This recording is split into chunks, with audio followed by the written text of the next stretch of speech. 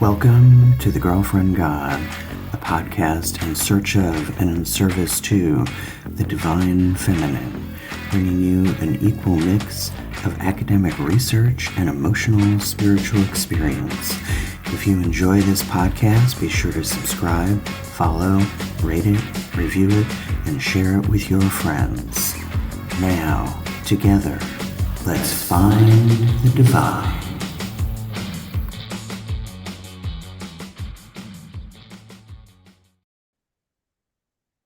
Alrighty, welcome to another episode of The Girlfriend God. Today, I'm really happy to welcome Diya Dannu. Is it Dannu? Okay, Yes. make sure I was pronouncing that correctly. I had the first name. Diya is completing her doctoral degree in education at Fielding University. Her topic of inquiry explores the transmission of ancestral memory across generations experienced through dreams, focusing on a re-emergent matriarchal wisdom tradition of her foremothers. She's written several essays on the subject matter, contributing to ezines and specialized platforms such as the blog for Feminism and Religion, one of my favorites, Magoism, and Dreamtime Magazine. Her 3-year, 3-month, and 3-week ancestral pilgrimage, which was crafted and revealed to her by her ancestors in her dreams, has served to reinforce the importance of knowing and honoring one's origin, true identity, and purpose in life. She is a spiritual guide, creative artist, and sacred dancer. Her engagement with the creative arts is directly related to the image and teachings experienced in her dreams. Diya, welcome to the show. Thank you. Thank you, Kelly, for the invitation and the introduction and for having the podcast. I Oh, love your thank you so much. It's always nice to hear that people enjoy it because when you have a podcast, like you have no idea who's listening unless somebody Mhm. tells you, right?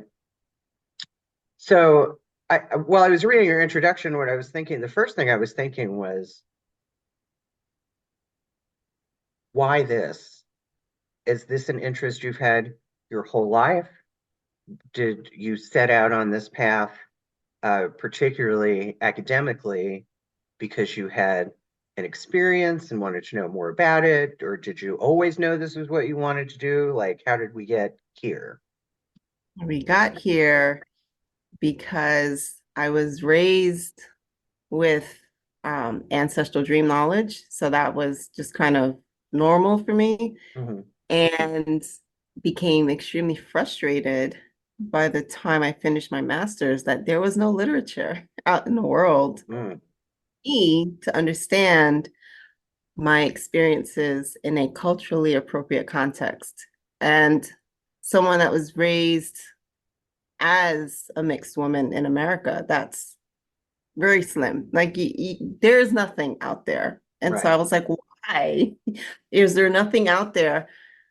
First, with regards to dreams that are, like I said, culturally aligned, and then matriarchal traditions. Like even in academics, they don't want to say the word matriarchy, but that was the nature of the household that I was raised in, of the family that I come from. Um, and so I was just like, okay, fine. If I don't see it out there, I'm just going to make put it. it out there. Right, right. I feel that way too. Like when especially if it's a need that I have that doesn't seem to be met, then I figure, okay, this is the divine intervention, right? Telling me if you were looking for this thing that doesn't exist, then maybe you're this supposed to be the person to create it. Yep. I had a series for a while called The Priestess at the Altar, which was very much born from that because I wanted a spiritual message that I could start my week with that talked about the goddess, and I couldn't find it, so I did it. Of course, I still felt lacking, right? Like I want to be preached at, but it just wasn't the plan, I suppose. Um, Yeah. so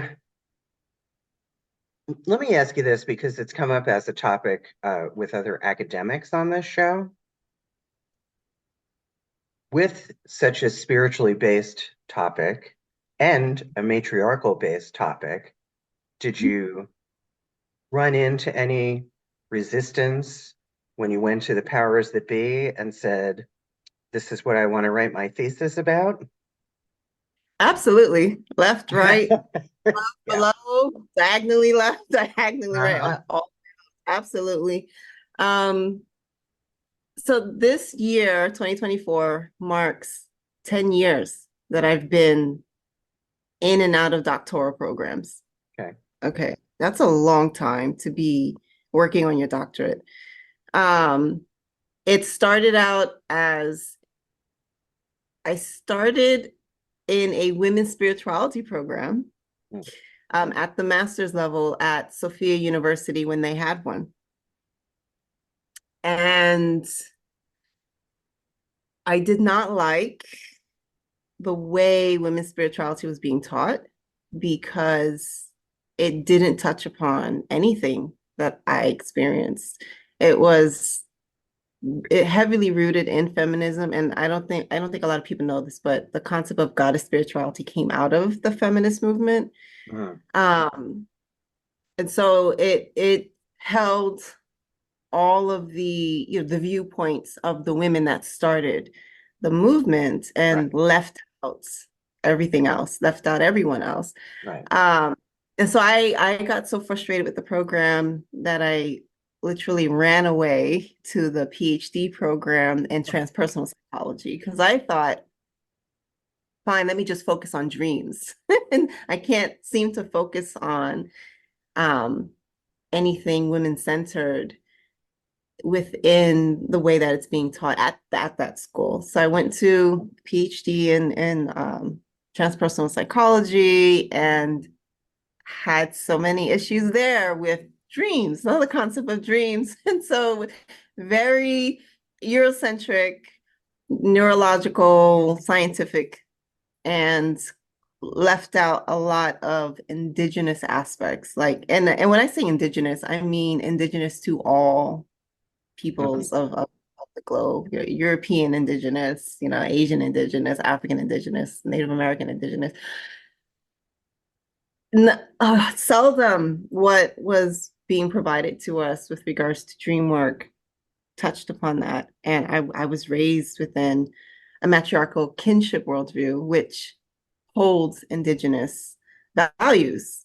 And I didn't get that in the program. So Sophia was almost destroyed, pretty much, was going under. I had to take a leave of absence, and then I just kind of coasted for a bit, like going back to the dream, saying, "What do you want me to do with you? I like Right. Right.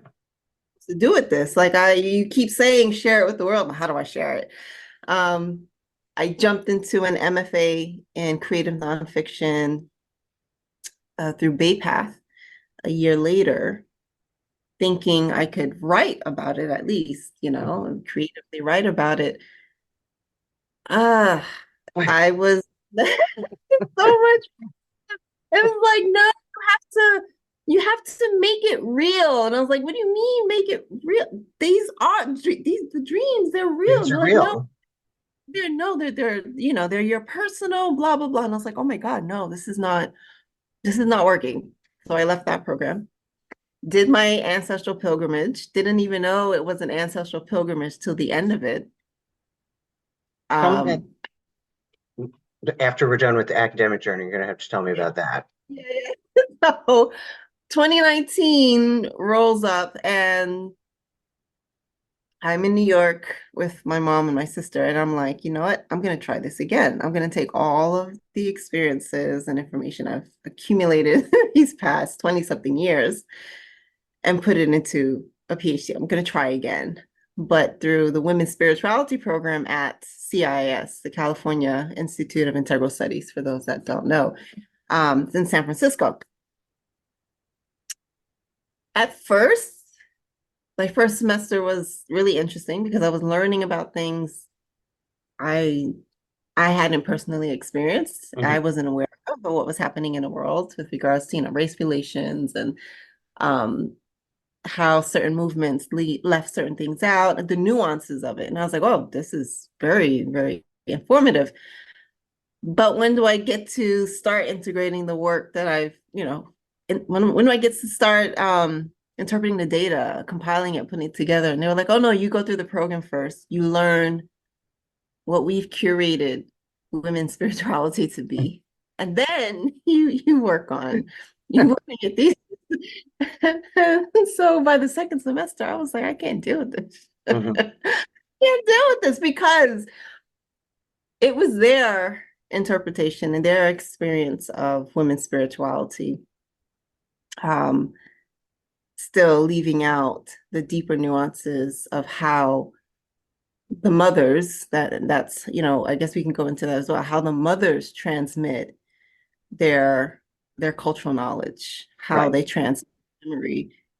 Dreams still at this particular institution was you have to ground it because it's still up here. And I'm like, you see how in the Yoruba tradition it's orature, right? It's oral tradition. Right. And in Asian tradition, it's oral tradition. A lot of traditions are oral tradition.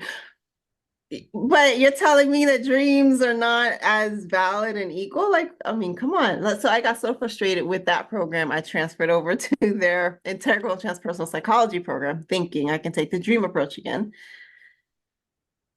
Started to learn about the nuances of Western psychology and how they treat dreams. And I was just like, oh no, I can't deal with this either.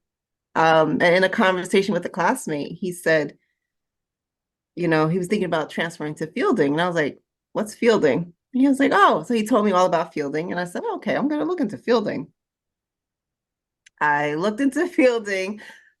I emailed the one of the faculty that does the interviews for students that apply. And I said to her, I said, look, I want to demonstrate Mhm. this huge gap in all of this literature and human development, in particular when it comes to identity and growth in women, because we don't have we don't have narratives that are nourishing. We don't have narratives that, predate patriarchy that really helps us to understand our existence, right? Right. And so I had like this whole outline. She was like, sure, that your work is deeply spiritual, that she shared her deeply spiritual experiences. She was like, I'm so curious of where you're going to go with this. So I got accepted that following year. And then I go through fielding for 2 years. I get to the point where you start writing your dissertation proposal in human development. My mentor was pretty good with me throughout the 2 years. And all of a sudden, it was just brickroll. I'm like, what is going on here? He didn't like my question. He was like, it has to be scientific. You have to be able to answer it. I'm like, I can totally answer this question. Right. Like, and my question at the time was, who am I as a woman of mixed ancestry, raised in America? Right? Utilizing, and the goal was to utilize my ancestral dreams and supportive literature to answer that question. And so I was like, I prayed to the mothers and said, look, you got me this far. What do I do? So I reached out to their education department and I said, look, I'm having a hard time because my mentor, who has to be my chair, is giving me a really hard time all of a sudden. And everybody else you have on staff is just not going to work. I want to work with this other guy. His name is Four Arrows. And I was like, he's the only one at your institution that has an indigenous worldview orientation. Mm. Okay. I want to work with him. And if I have to transfer to your program, I will transfer to your program. But I need to work with this person. And I explained why. And then I had to apply. And I was like, we usually accept transfers, but you have to go through the whole thing. I said, fine. Went through the whole thing, finally arrived, and I found myself tiptoeing around my question. I was like, I've had so much issues with people not really understanding that I am trying to show that the concept of matriarchy is is a valid thing. Like a mother-centered culture has a tradition, it has longevity. And I want to highlight that. I want to highlight that it's missing in the literature. I want to highlight that dream knowledge is a valid source of information and can be used to enhance academia. I was afraid to say that to him at first, but when I came with what I already had, he was like, let's go for it. And I'm like, okay. 5 months later, the mothers kept showing me more and kept peeling away more layers. And I was like, I'm just gonna have to come out and say, hey, how do I use my ancestral dreams, visions, and supportive literature to decolonize the female form, to restore sacred motherhood, and to rejuvenate ancient matriarchal wisdom, to demonstrate alternative ways of being in the world? And he was like, I love that question. I was like, oh my God. So, Finally. yes, finally. So this week I'll be sending in to him a draft of my dissertation proposal so that we can get it done and I can start finally writing. So it's been a journey, a whole 10-year journey. And I Oh, will yes, tell and you, you were very people, tenacious. I don't know that many people would have hung in there as long as you did. Like you I, really had a well, vision. to be honest, I was ready to give up a lot of times. And I have my mother to thank, and I have my ancestral mothers because they kept coming to me and saying, it's not about you. And I'm like, damn it, fine, and open a pathway because these Right. people are hard-headed. They want me to look at dreams from a Jungian perspective. No, that's not what this is. Right. Right. And then I came across this phenomenal indigenous scholar of the Anishinaabe people in Canada. She did in her community what I've been trying to do in the greater Western academia. She wrote an article on dream knowledge. And I was like, wait, I've been trying to do this forever. And developing dream citation styles. And I was like, I was told I could not cite dreams. And so yeah, so when I came across her work, I was just like, look, I need to finish this. I need to, like, if she's doing it in her community and the indigenous people are getting it done, Mhm. help me build that bridge. I was like, I will build that bridge. Let me Right. that in to show you I'm not crazy. I'm not trying to just put my personal feelings into it because these dreams, seldom do I have dreams about me trying to figure things out.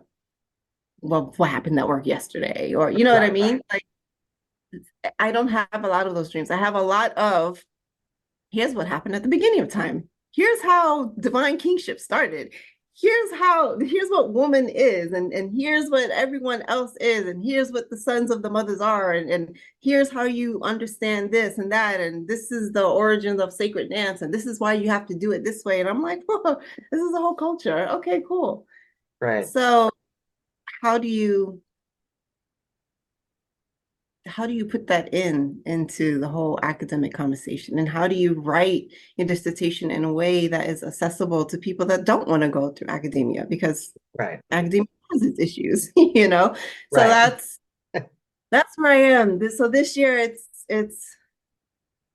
going to be indigenous autoethnography. It's not sticking to, the whole Western way of doing an autoethnography, but it has the framework of, the academia. Like here's the order, here's a structure, but putting in indigenous research, orientated research methods, because I'm talking about knowledge that's being passed down that I can actually highlight. It's in bits and pieces of these literature that's here, but the literature is still coming from within a patriarchal perspective.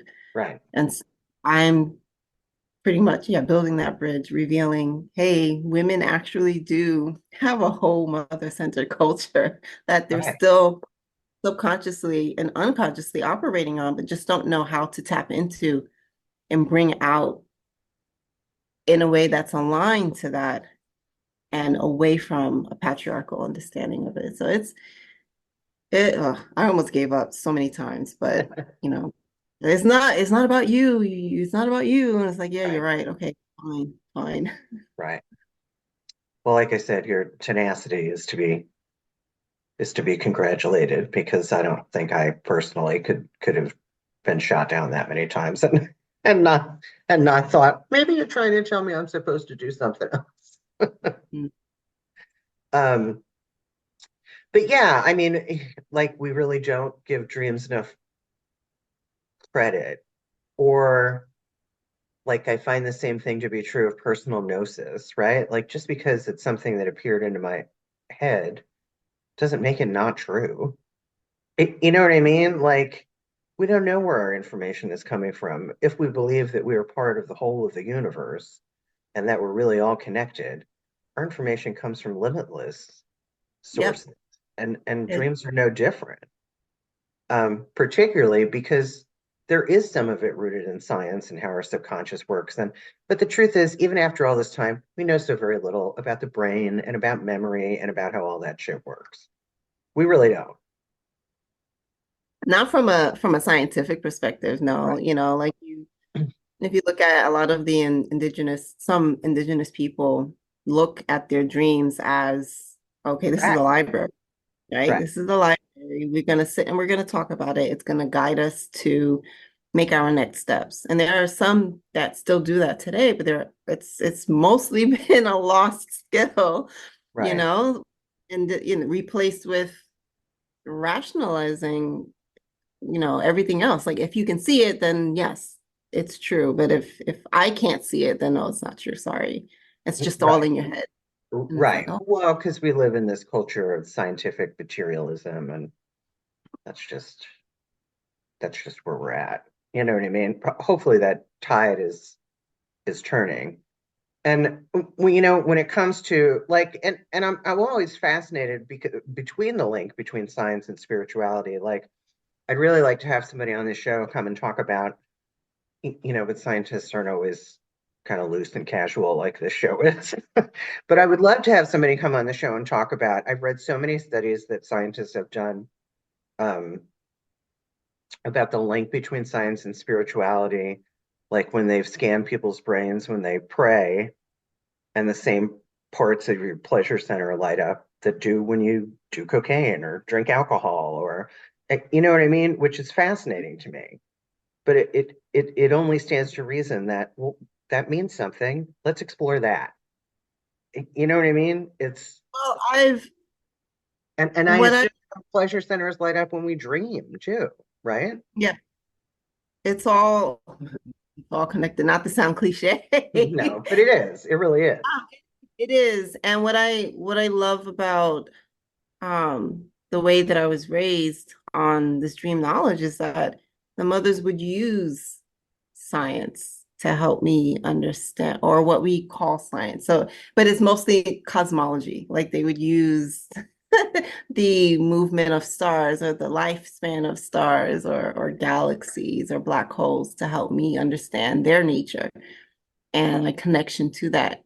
And so I read cosmological articles and whatnot as best as I can. It gets really dense, Yeah, scientific. yeah, But I love reading about that because, when they're like, oh, this is we don't know about dark energy as an example. We don't know about this, but it takes up most of what exists in the universe. And the mothers are coming and say, oh, this is what that is. And I'm like, well, I can't go tell them what it is because they're gonna look at me like, we can't measure that. right, right.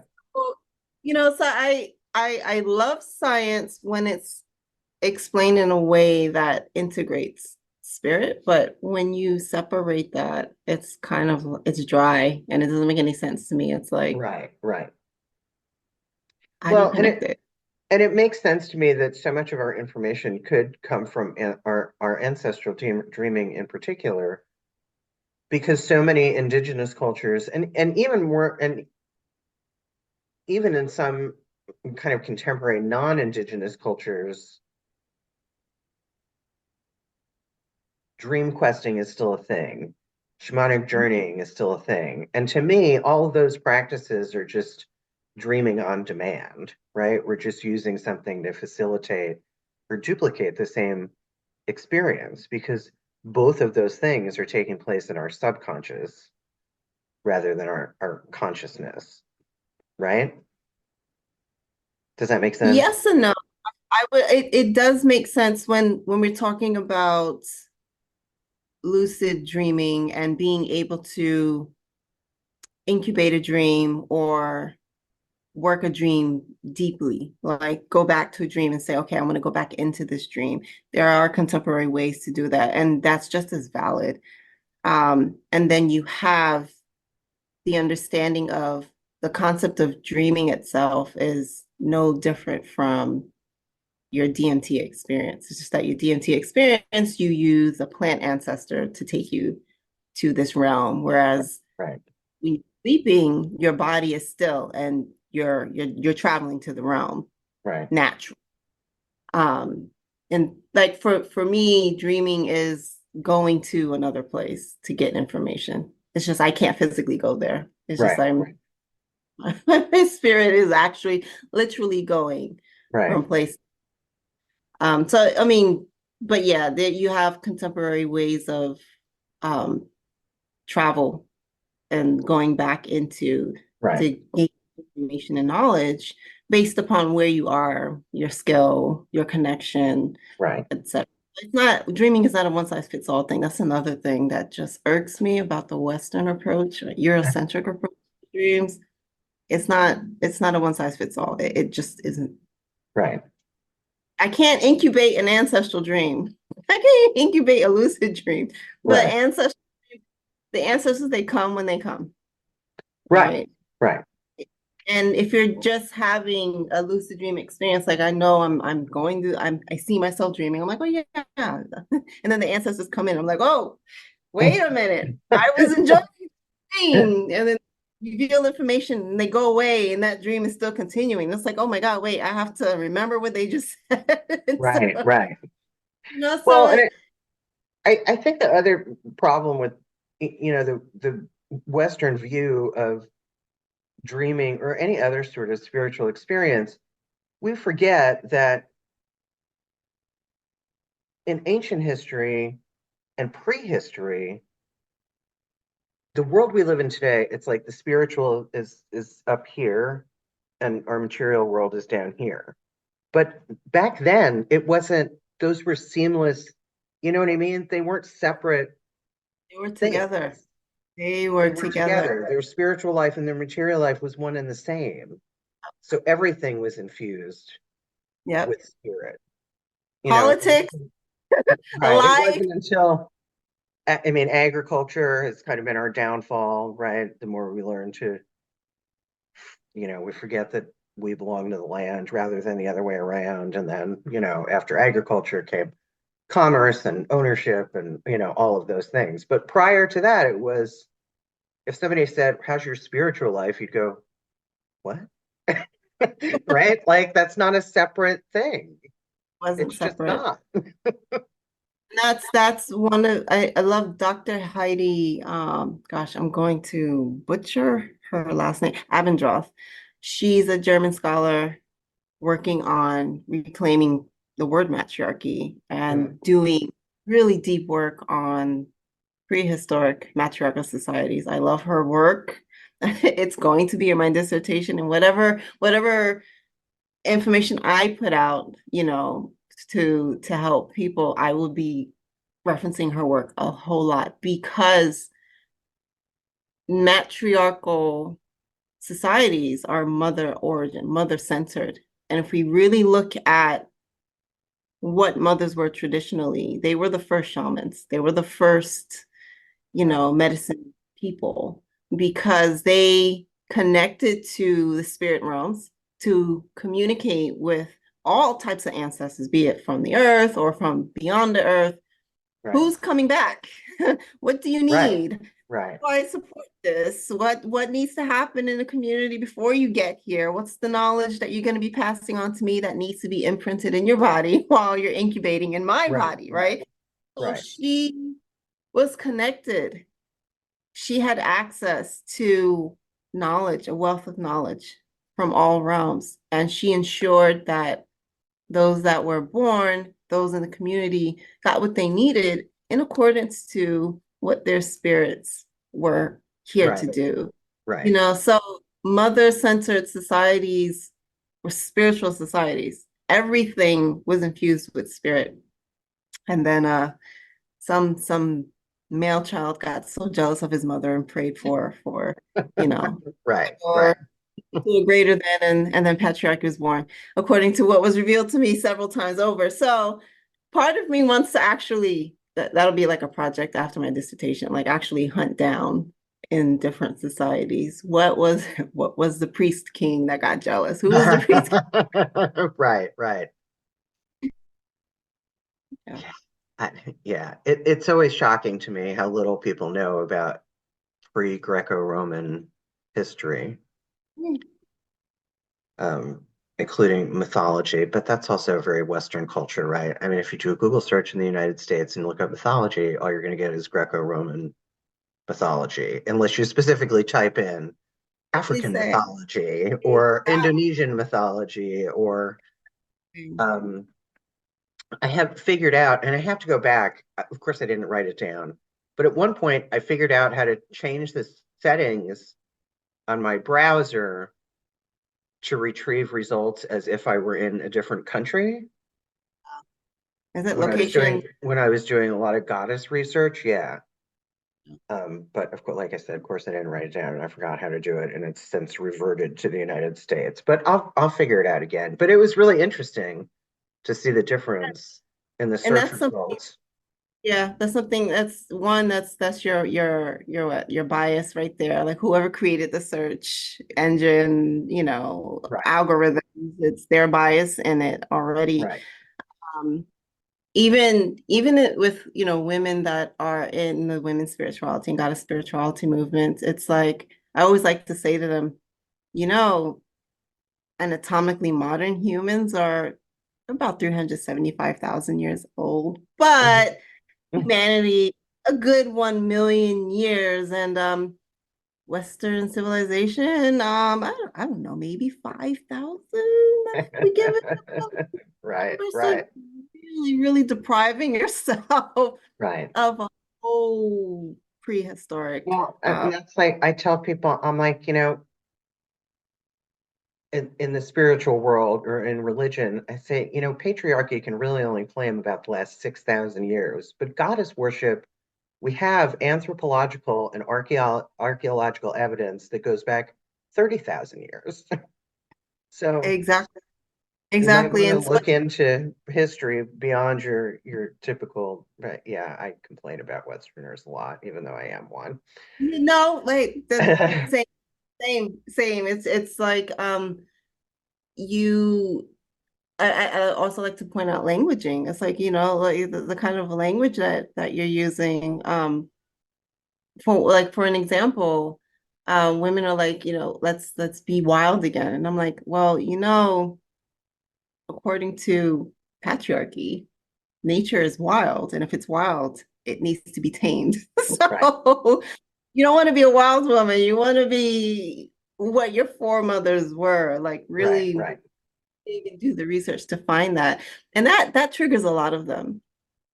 And it's, that's when I further say this is when I have no mercy. I further say, I was like, then you are an agent of patriarchy, but you're not even still realizing it, how you're perpetuating narratives where that type of patriarchal energy could just come in and really co-opt it because you're still utilizing the little anchors right. for it to come. It's so insidious. So I've had this conversation with a number of people lately that it and it seems to be whenever I mention this in just typical conversation with everyday people, it seems to blow their mind. Part of what's happened, part of what I see as an issue in women's spirituality or goddess spirituality and how it's portrayed in the world, I started telling people, and they're shocked, that matriarchy isn't the opposite of patriarchy. Exactly. It's not. But people don't know that. They're like, what? Yeah. Matriarchy doesn't just mean that all the women are in charge. Oh, it No, doesn't. that's not what It it means. is Matriarchal societies are balanced. And you could look no further than, I mean, there are several still existent matriarchal, matrifocal, matrilineal cultures in not. the world. I'm reading it's a little outdated, but I'm reading Peggy Standay's book, Women at the Center, which is about she lived with for several years, and I'm going to screw up this pronunciation terribly, but I'm going to do my best. She lived with the Minangkabau in Indonesia, which is one of the Okay. oldest surviving matrilineal, matrifocal uh, societies in the world. So, and there are several. I think the last time I counted, there were, I don't know, more than a dozen. And some There's of the them have been Musuo in China. modernized, or they've changed over years. But so in that book, she's talking about how these different proverbs that they use, and one of them was about, the man goes to his wise counsel or whatever and says, or no, a messenger appears before the man and he asks the messenger, who is most deserving for me to befriend? And the messenger says, your mother. And he says, no, but who is really the best to befriend? And he says, your mother. And he asks again, no, really, who is? And so one more time he says, your mother. And then he asks again. And the messenger says, and then your father. Wow. But four times he has to repeat, your mother. It's all about your mother. And she also pointed out something, because the interesting thing about that particular village is that, and I still can't really wrap my head around it, but they apparently have a matriarchal culture that peacefully coexists within Islamic culture, because most of them are Islamic. And I still can't really wrap my head around that. But it pointed out something in the Quran, some line about the world being tamed under the feet of mothers, or something like that. I don't know. But I was like, okay, there again, there is a holy book that has been largely misinterpreted by people century after century after century. Like, when I talk to Christians, I'm like, oh, did you know the goddess is like all over the Old Testament? And they're like, no. No. Well, that's because you've never looked. You know what I mean? Yeah. And that's It the is. thing. If you don't It's know, so insidious, and I get curmudgeony about it. You know what I mean? if you don't know what to look for, you're not gonna know it's there. You're not gonna know how to find it, right? And yeah, And power hides in plain sight, right? I mean, yeah. it's this is Oh, our it's so funny you this is say our that. normal. It's so funny you say that because there's the mothers. So I call them the mothers, and because they're the architects of existence. They've brought forth life. They bring forth life. They've Right, created all things. right. And they have this habit of giving me these one-liners. You can equate them to like the koans in Japan, like the Mhm. Japanese that you have to meditate on. One of them is the secret of a secret is hidden in plain sight. And I'm like, oh, that's so cool. What do you mean by that? And then as days and weeks go by, they'll start revealing more information. And I'm like, oh, wow, that's really deep. You don't know what to look for, you're not going to see it, Right, right? If your mind isn't opened and that conditioning of, being closed-minded, of right, being holistically minded, if it hasn't been opened, you're not going to know what to look for. If you don't listen to your intuition, you don't listen to your ancestral voices, you're not going to know what to look for. It's not going right, to exist for you. So of course it doesn't exist for you, but it doesn't mean it doesn't exist at all, right? And so for right, somebody raised in a household, like really the entire family, all of the men say, ask the mother, ask your mother. What does your mother right, say? right. Like they're all like that, you know. Yeah, they may be the ones that bring in the money, but it's really a shared responsibility with the mom at the end of the day. Right. Want to ask the moms, ask the mamas, um, to be raised with that type of kinship worldview and the integration of ancestral memory and knowledge. Of course, I'm going to look at the rest of the world and scratch my head and be like, that's not normal. Right. Right. That's how I was raised. I'm sorry, but no. But so And then there's many, I mean, particularly in the United States, we have such an inability to see past our own borders and forget that we are a pretty fucking young country. exactly, No. I exactly. mean, You know, comparatively speaking. Um, so I was going to ask you, can you, a couple things. One, so when you receive this these kind of knowledge transmission through your, let me back up a minute. Do you get ancestral messaging in your waking life? yeah, oh yeah, I do. I figured as much. I just figured I'd clarify.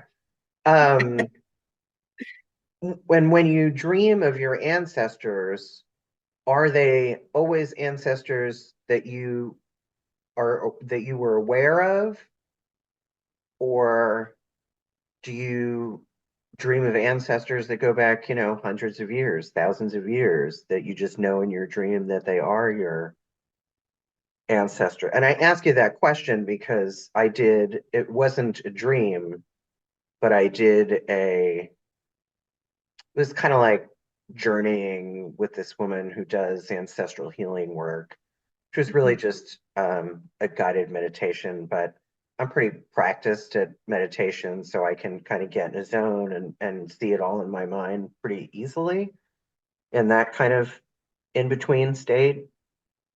And it was a long meditation, but I wound up someplace. I have always had this sneaking suspicion that I have ancestry that dates back to, it's not a sneaking suspicion. I know this because of my dreams and my own intuition and other experiences I've had, back to like the frozen Arctic tundras and Siberia and Eastern Russia. And in my vision, this woman who I've obviously never seen before, like walked right up to me and she was like, I am your ancestor. My name is Elena Elistrova. And I was like, okay. Hi. But I know that to be true. You know what I mean? And I don't really need the evidence of it. I mean, I'm sure if I went on genealogy.com and traced my ancestry back far enough, I could probably come to that conclusion. But I don't need to. You know what I Right. mean? I saw it. It felt true when she said it, and I was like, because who's going to show up in my vision and fucking lie to me, right? And that, not only that, who's going to show up and give you such detailed information that when you do decide to go look it up, you're like, oh my goodness, I couldn't have come up with that. I did Right, not know. You know what I mean? right. So the ancestors that come to me that reveal origin stories, tradition, they're old. Hmm. They're so old that they no longer have human form. Okay. They're like humanoid shape that is like completely cloaked. Sometimes the cloak looks like the fabric of the cosmos itself, and you Hmm. could see stars and things scrolling through it. Sometimes they come in skeletal form, and that to me says, okay, you're extremely old, but you once walked the earth. What you did, what you called yourself, apparently doesn't matter. It's the knowledge that Right. you're bringing forth to help me to remember. Um, I remember going into ceremony through plant medicine with cannabis and seeing this woman, you know, in like the Finnish woodlands in Hmm. the winter. And I just, as I saw her and she was drumming and vocalizing, I knew, I was like, oh my God, that's an ancestor. Like it's just this knowing. It's a knowing. And like shortly after that, that's when those ancestors started to teach me how to vocalize. And in that culture, it's called yoiking. And so what you're doing is you're not singing about something, you're singing the thing, which is Okay. very, very, very different. So it's like really being able to tap into the essence of what's being vocalized. Right. Um, so yeah, but usually the ancestors that come through, it's like they're the elements themselves, or they're the cosmic elements, and they come down and speak, or it's just the voice itself, and they'll say, "This is who I am," and I'm like, "Can you explain a little more?" Mhm. And then they'll give me visuals, but it's always of like an element or a series of elements or an environment that helps me to understand their nature. But they won't come. The oldest of the old never come in human form because that's not what they are. They're primordial cosmic energy. So I get a Right. mixture. So, but do you ever dream of ancestors in your like immediate past, grandmothers, great grandmothers, aunts? Oh, yeah, they come through. They usually come through to talk about more worldly issues, like with the family. Like so, Right. like my grandmother, for example, my grand aunt. They recently came to me about 2 months ago, and they were like, when are you gonna start the family reunion again? And I was like, after my dissertation. They're like, yeah, don't worry, wait until 2025. And I was like, okay, cool. So yes, I do get dreams from certain recently departed, but it's usually in connection to the bigger reason as to why I'm here. And Right, so, right. and that's what I love too about that, because my family, my extended family, they're all Christian. They're mostly Christian. Um, they still respect and honor dreams. They know that I'm a big dreamer, and they're like, yeah, they know that those are important. And if somebody's like, oh, I had a dream, they listen to that. That's great. Hmm. Um, excuse me. But everything else, that it's like, Diya is she's not the weird one, but she's the one that's doing the ancestral dreaming work. Just let her do her thing. Right, And right, right.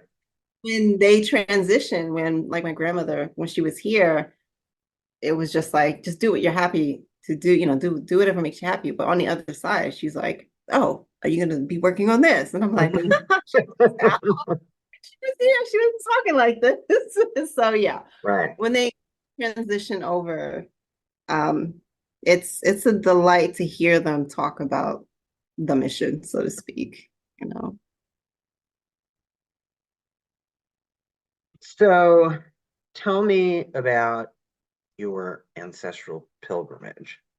Yeah, I had no plans to do such a thing. It was never a life goal, nothing. Um, 2015, I think it was March of 2015, I applied to the MFA program at Bay Path. And by April, I was accepted and about to register. And I was like, that's a really fast turnaround. It's usually like about 3 to 6 months, Right. the whole application process. But it was fast. And so when that happened, I was like, oh, this was really meant to be. I'm meant to get my MFA in creative nonfiction.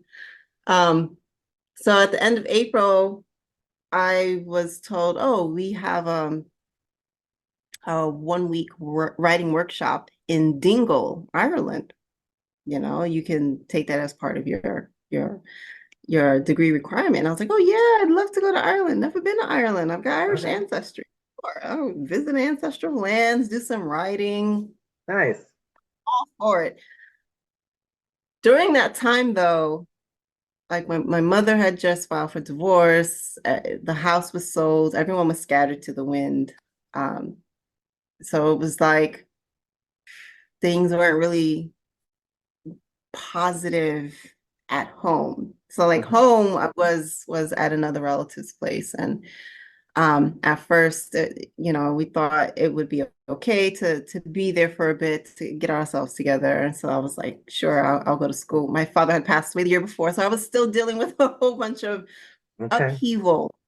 Um, my mother was looking for work, my brother was looking for work, and so my aunt was just like, just stay here. We've got extra room, whatnot. But then the dreams started happening, and my grandmother came to me and she was like, expressed her concern. She was like, I'm worried it's not safe where you are. Of course, that's shocking to me because then she's talking about, a relative. I'm living with a relative and you're telling me it's not safe to be there. So I told my mom, I said, I'm booking my ticket to Ireland and I'm just gonna stay there for the full 90 days because you get, I don't know if you still do, but a Mhm. visa upon arrival with a US passport, you get 90 days. So I fly out July 5th, 2015, and it was on a one-way ticket because I wanted some time to just figure out what to do. 90 days should have been enough time, right? I Mhm. get there, dreams automatically start happening. I'm like being awakened for 7 days straight at a specific time, and I'm like seeing these beautiful, I don't know, magical leaves, Mm. you know, create around my bed and everything. And I'm like, hi, it's wonderful to see you. Thank you. You know, at the end of it was weird because I got there early. The writing workshop happened at the end of July, and I got there July 5th. And my birthday was on the 7th. So I had a couple of weeks to kind of just explore Tralee because I was in Tralee, which is right out of Dingle. So anyway, so I'm there. Um, I learned some new things about myself in a couple of weeks. My mother's starting to have some spiritual issues, and she's like, "Hey, I need help." And I'm like, prayers aren't helping. And so I remember sitting on the phone with her, and I was like, let's just be silent for a minute and let me ask, what do I do to help you? And I heard dance. And I said, okay. And so I remember doing, the dance that was taught to me in my dreams. And as I did that dance, the goddess or the mother of the land came while I was dancing. And I'm dancing, but in my mind, I'm like, I see you, but I'm not going to talk to you right now because I have to do this dance offering. Talk to me in my dreams, okay? Um, I finished the dance. I call my mom back, and she's like, I'm starting to feel better. I'm like, good. She's like, what did you do? I was like, I danced. She's like, really? And I'm like, yeah. And I start to hear crows. And I'm like, Mom, I've been here for almost 2 weeks and I've never heard crows. It sounds like they're in the kitchen. So I go to the kitchen and they're flying back and forth across the window. I was like, I've never seen that. I think I need to go to sleep now. So I hang up the phone, sleep. It was Moore, Goddess Moore or Morrigan. She was at the window. So in the dream, I, I I walk knew up. that's what you were going to say when you told me about the crows. Yeah. So I walked to the window in the dream and she's standing there all majestic. Oh my gosh. Her entire gown was just raven and crow feathers, and her crown was just this beautiful feather crown. And she was like, I understand why you did what you did, but have a care as to how intensely you dance because there are sleeping energies that need to remain asleep at this time. And because I said to her, I was like, I needed to protect my mom. There are some spiritual things that are going on. So she was like, I understand that. I'm not going to get involved, but I'm just telling you, if you're on my lands, be lightly. And so I said, okay.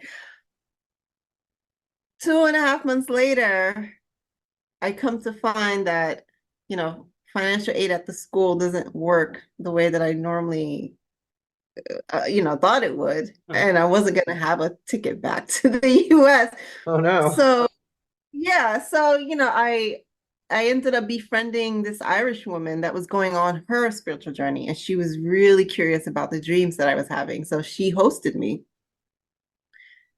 for about a month and a half after the writing workshop. And so Mhm. 5 days before my visa expired, because she was like, I can't help you beyond your visa. Like you have to find a way. Like you can, just keep me posted. 5 days before the visa was up, I had a dream about my stepfather. Now, my stepfather was arguing with my mom in a dream, and she was like, "You have to help her." And then he put some money on like the headboard of the bed that I was supposed to be sleeping on in the dream. And so I woke up and I was like, what does my stepfather know? So I call him, or I send him a message, and he calls me. He's like, "Yeah, I have family in London. Just go to England." Now, my stepfather is an Ashanti prince of the Akan people in Ghana. I also have Akan ancestry. So whenever he shows up in my dreams, it really means it's the Akans that are speaking, Mm-hmm. not specifically him. And so I was like, okay. So he gave me his sister's information. And I was like, hey, I was in Ireland for class, and I kind of need to get out of Ireland. Can I come and stay or just until I figure out how to get back to the US? And they're like, yeah, sure. So that's how I got to England. And then they were like, so what exactly are you doing? And I was like, oh, so I'm in the degree program. So I kind of had to validate for them why I didn't have a return ticket. Mm-hmm. And I was like, oh, I'm writing my dreams, and I want to publish them in a way that helps people to understand. Oh, look, the International Association for the Study of Dreams is having a conference in the Netherlands. So I kind of want to stay on this side of the world and do a presentation. And I hadn't submitted a proposal yet. That was just me covering up the whole, it's crazy back in the US. I can't go back. Mm-hmm. I don't know what else to do. Um, so after they were like, one of the aunts was like, yeah, I live out in the country. You can stay there until your visa is up or until you hear word from, this organization. And so then I applied to present. It was funny because the timing, I hadn't realized I still had time to submit the proposal. Um, and so for 6 months, I stayed in England, documenting dreams that just kind of really opened up a whole lot of this is what your purpose is. And I'm like, oh my God, Mm-hmm. are you like, so do I have to travel to different countries to get this information? Like, how does dreaming about ancient Egypt connect to being on the lands in East Anglia in England? Right.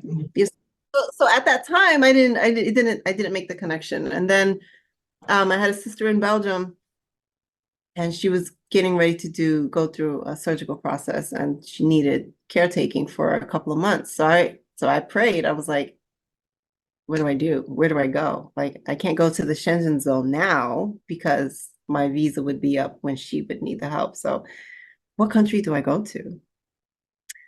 Um, and from England, what I did was I applied to volunteer at this hotel in Turkey. And just that, it was from England to Turkey was a matter of prayer, saying, guide me to where I need to go. Like, do I go back to Ireland? There's Turkey, and then there's Asia. Like, tell me which ones to go to apply to. And that for me was more synchronicity. That was like the first option that came up. I applied, and like within an hour, the host got back and was like, yes, come to Mount Ida. And I was like, Mount Ida's in Greece. And he's like, no, there's a Mount Ida here in Turkey. And I was like, really? I didn't know that. I go there, have these phenomenal dream experiences, end up visiting Greece on Lesbos, which is right across the waterway from Turkey. You can see it on the coast. Go back to Turkey, spend out my days, like I think 2.5 months there, go to Belgium, help my sister.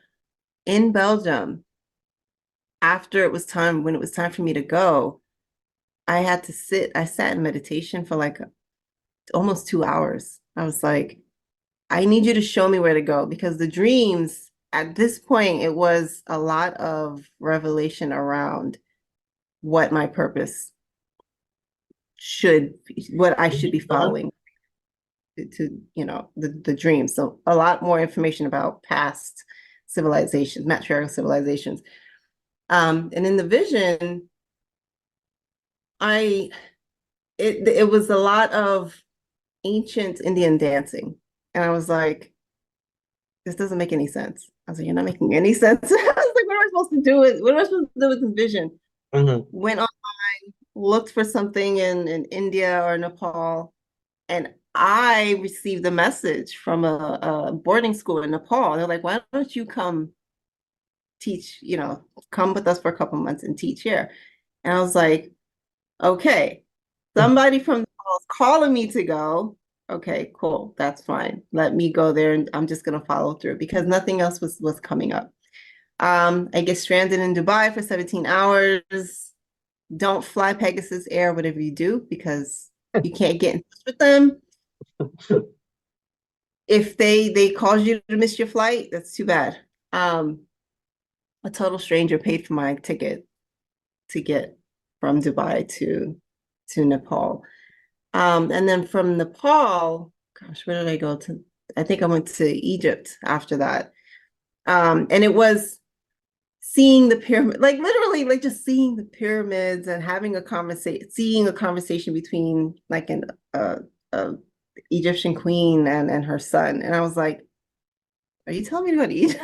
Like literally, like, are you telling me to go to Egypt? I would look online at this volunteer site and I would say, okay, I'm going to apply. If that's the case, then I'm going to get a response back. And literally, like literally within an hour, I would get a response back. Yes, come to Egypt. And I'm like, okay, great. Same thing with Italy. It was a dream around oracular temples. And I'm like, I don't think there's like an oracular temple in Italy. Yes, there is. Yes, there were. So it would be like that. Like I would say, okay, look, this is where I have to go. If you don't give me information on where to go next, if you don't guide me on where to go next, I'm gonna have to be deported back to the US. And they're gonna take my passport. I'm gonna have to pay that back with interest. All right. And then they will forever see that there's this American that doesn't travel with a round trip ticket and keep tabs on her. Like, do you want to interrupt this whole process or do you want to get to where I need to go? And literally something would happen. Like I would get an email message from, a retreat center saying, we love your profile. Why don't you come out here? And I'm like, okay, I'm just gonna go. I don't know what I'm gonna find when I get there. And I get there, more information about this tradition comes through. One of the most amazing experiences was when I was in Croatia. I had a dream about being given an omphalos for Italy, in Italy, between Florence and Bologna. And I was just like, there's no omphalos there. Is there? So I do a Google search, and sure enough, Monte Ovolo, the mountain of the ovum, had an oracular center there. Of course, there's a chapel on top of it now. And there's this university professor at Bologna University that did several papers on how that oracular center is connected to the Dona and Delphi. And I was like, oh my gosh, like I didn't know that, but that was revealed in a dream while I was in Croatia. And Italy was the next stop after that, but not that location because you need to drive. And I don't speak Italian, didn't know anybody that could actually take me to that location. But things like that, like they would come to me and here's this thing in Italy and I'm like, okay, I'm gonna just apply. Within an hour, within half an hour, yes, come. When can you come? So that's how I moved for 3 years, 3 months and 3 weeks to the date, right? July 2015 to October 2018. And the way I knew it was over, one, I was in Italy for the second time in Como, Lake Como, and the hostel I was at, I remember waking right before I woke up, one of the ancestral mothers, she was doing work and she turned and looked at me. She says, "Your journey has come to an end." And then I wake up for the day and I said, "No, I don't heard so much about, this tradition I'm supposed to reestablish and bring awareness to. I want to stay a little longer." Communication started to break down. People started to just be mean left and right. And I was like, oh my gosh, I guess it is time for me It's to really time to go home. it's really time for me to go. And the last place I was at, the woman, Moderna, I think it was Moderna, Modena, she was crazy. Like she would ask me to do something and I would do it, and then she would yell and throw a fit.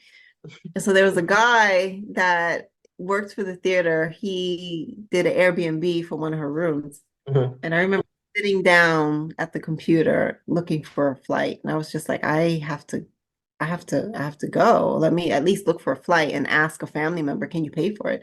So I mhm. remember he sat across from me, Max, and he was just like, so why are you here? So I told him, I was like, I've been traveling for 3 years, 3 weeks, and at that time it was just 3 years and 3 weeks because I was going through flight dates, and told Right. him how I traveled. And he just first he was sitting forward, and then when I was done, he kind of just sat back and he was like, "How do I compete with that?" And I was like, "Why do you want to compete with it?" I was like, "What's the point?" He was like, "I graduated from the top opera of the whole world and blah blah blah." And when I tell people that that's where I work, they're just so impressed. But you're telling me you traveled based on your dreams? And I was like, yeah, isn't that normal? He's like, no. So what was really great about him is that the woman that rented out the space for Airbnb was really nasty. Mhm. And I told him my experience there. He was like, I have to go back to Milan in X amount of days. Why don't you find a hostel just for the day, and then I'll come pick you up. You can stay at my apartment until you leave Milan, because I can't stay there. I can just drop you off. Then I have to go back to this other theater place and whatnot. So, and things like that, that's what happened. Like, usually when something negative would happen that would impact my ability to move from one place to the next, someone would be dropped in a path, and they're like, Right. your story is freaking awesome. Here, come meet my friends. Here, come stay here. Do whatever you need to do for X amount of days, and then just don't forget about me. And it's like, okay, cool. Right. So when I booked the ticket, it was October, I think it was 18th or 28th, one of those days, and I counted. I was like, Mom, it's 3 years, 3 months, 3 weeks to the date. You can't make this up. Like, Right. that's just how it happened. There were just times I didn't have a source of income. I didn't have savings. So people are like, well, how did you travel? Because you tell people I've been documenting my dreams for about 20 years. This is how I've lived my life. This is the dream I had on this day, and this is the culture that it's connected to. And people on the other side of the Atlantic are more open Yes. to dream knowledge and ancestral dreaming, and reconnecting to the ancestors. Over here, I know. right? I know. So that's how I was able to move from place to place. And it was like really surrendering to that process. It was like, am I supposed to go to Turkey? Okay. I don't know what the connection is, but if that's the case, get me there. And then I'd get there. But when I came back, I had to pull up a couple of DNA tests that I'd taken years prior. I was like, wait a minute, do I have ancestry from all these places? And I look at it, sure enough, every single country that I was guided to, not only do I have ancestry from there, there's strong matriarchal prehistoric cultures that existed there. Mm. So it's like, oh my gosh, this is why that's why I jumped back into the PhD programs, because even though I can't tell you the name of my Turkish ancestor, having a genetic ancestry from these places, that's just enough. That's enough for spirit to say, hey, hey, you forgot. Right, right. Forgot about this part of your cultural tradition and heritage. You need to remember. You need to help other people remember. So that, I went to it was Ireland, England, Italy, Belgium, Netherlands, Croatia, Turkey, Nepal. I think 8 countries, 8, 9 countries. And I did that twice. So it was like the first time back to Ireland and then fly out of Italy. So I think when you're done with your PhD, you need to write that as a book, Yeah.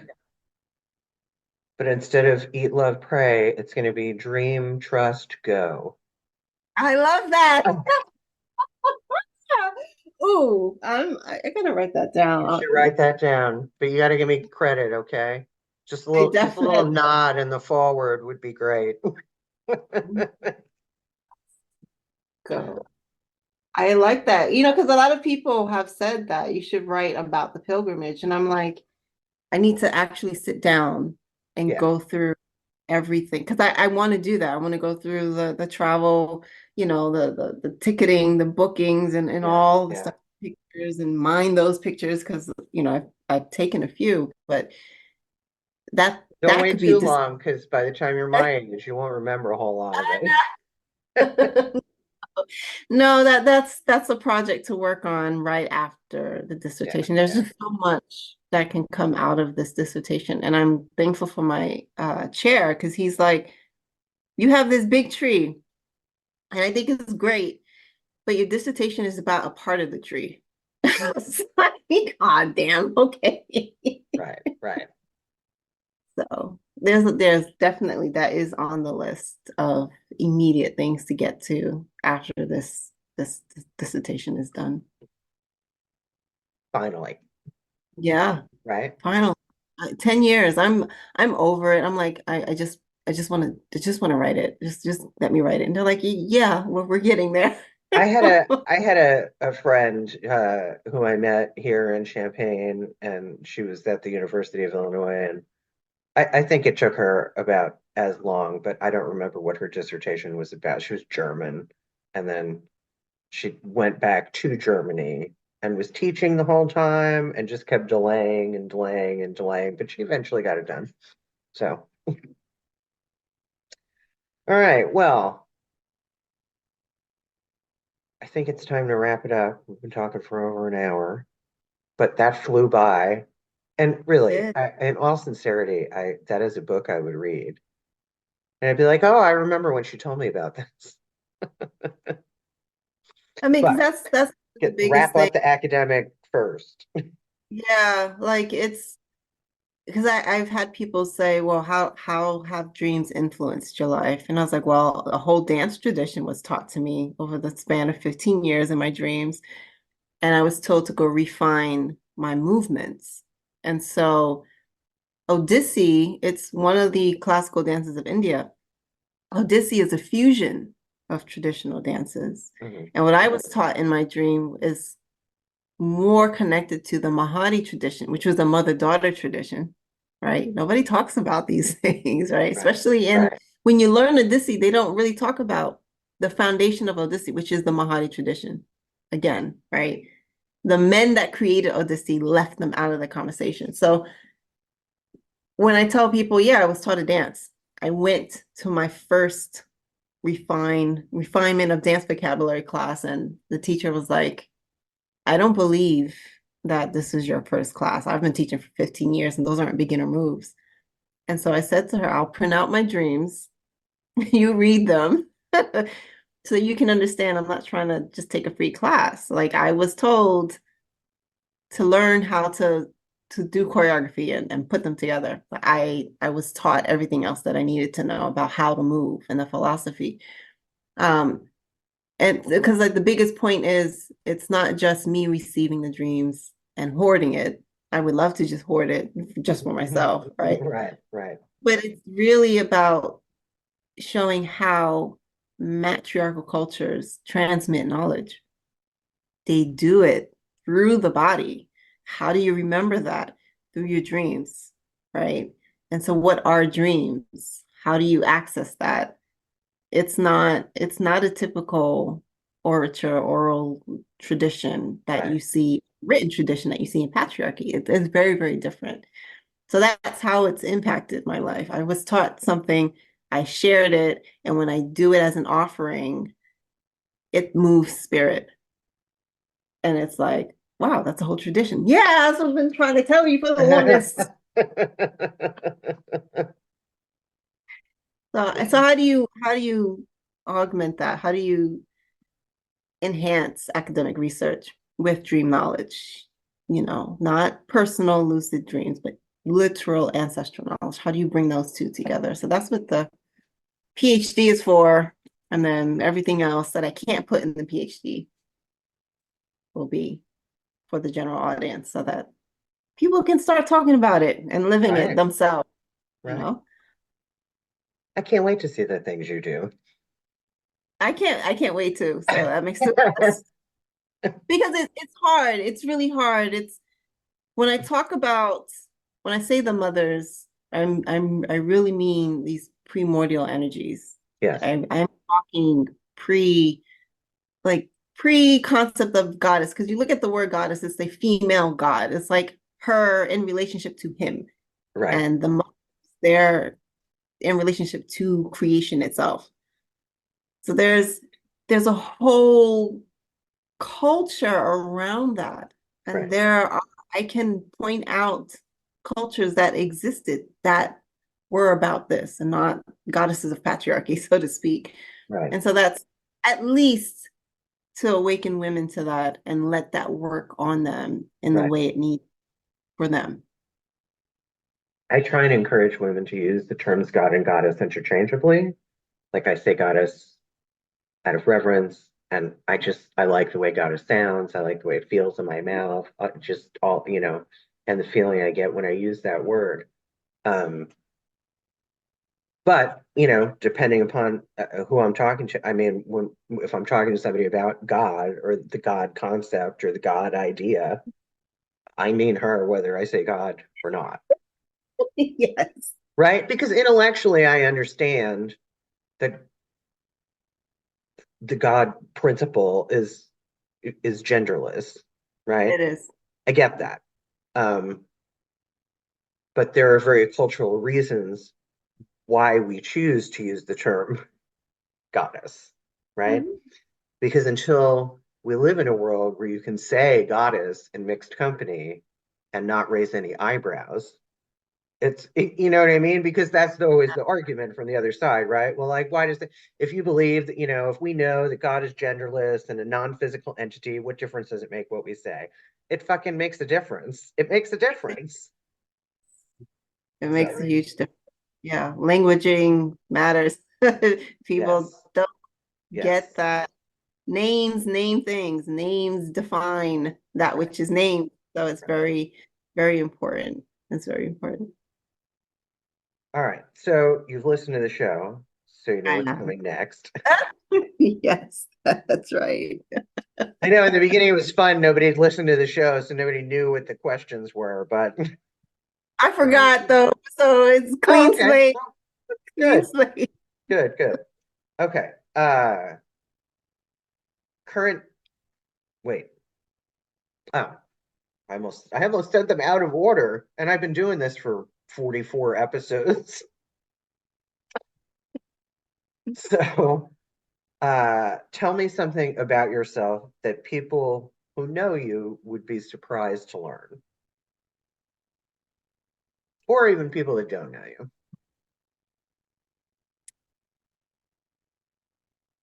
Sometimes when certain celebrities pass away, I dream about them and help them transition from one realm to the other. Oh, example? Aliyah Houghton, when she passed away, that was my first time. Mhm. Um, Paul Walker, when he passed away, he didn't know he passed away. So I remember sitting, having a conversation, trying to explain it to him. Chadwick Boseman was my favorite because that man, he was just glowing and so appreciative.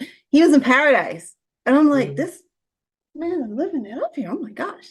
Um, It's but he was nice. just people don't get they it's paradise on the other side. So he was just really expressing his gratitude of being able to share his gifts and talents with the world and just really deeply grateful.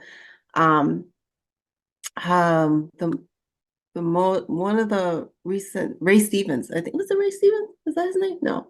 He played on a recent Ahsoka series. I forget his name, but he was an English Scottish actor married to an anthropologist. He passed away, and he came and he shared his ancestry with me, Nice. talking his ancestry, and I was just like, this is amazing. But Cool. yeah, that they wouldn't know. I don't share that with anyone, so Well, you just did and shared it with however many people listen to this episode. So it will no longer be a thing that surprises people. exactly. Okay. Your current favorite television series, and if you don't watch TV, then current favorite movie. Current favorite. So no, I don't watch TV, but I would say Wheel of Time on Prime, Amazon Okay. Prime. Okay. We love that I show. recently finished watching that, and I love the So concept of the good. eyes. I just The I don't Aes know. Sedai. Yeah, I know. Yeah, yeah. I if I could manifest the weaves when I dance, then I'd be Uh-huh. like, but it's just energetically felt. So I that's the one right now. Okay. Wheel. And finally, if your life were a movie, what would be the theme song on the soundtrack? Ooh, that would be. That's so funny you say that because I was just thinking the same thing. I was like, if I were to do a documentary, the name of the song would be The Sun Queen by Rock Nardin and the Secession Studios. It's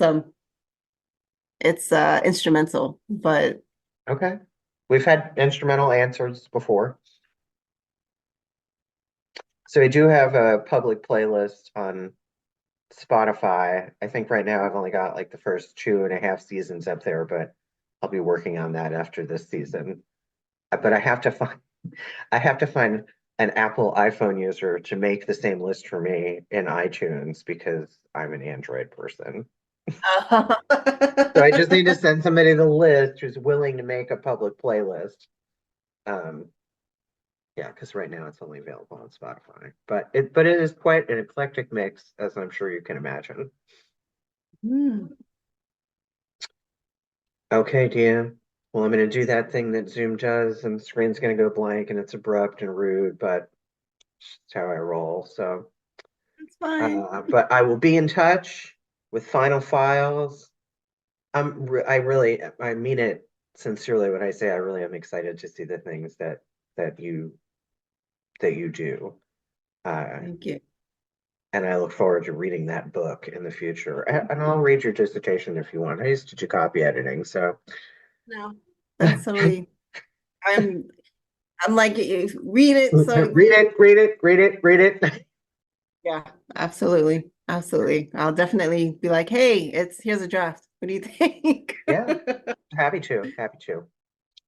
Okay, Jim. Well, until next time, I wish you peace and the love of the goddess.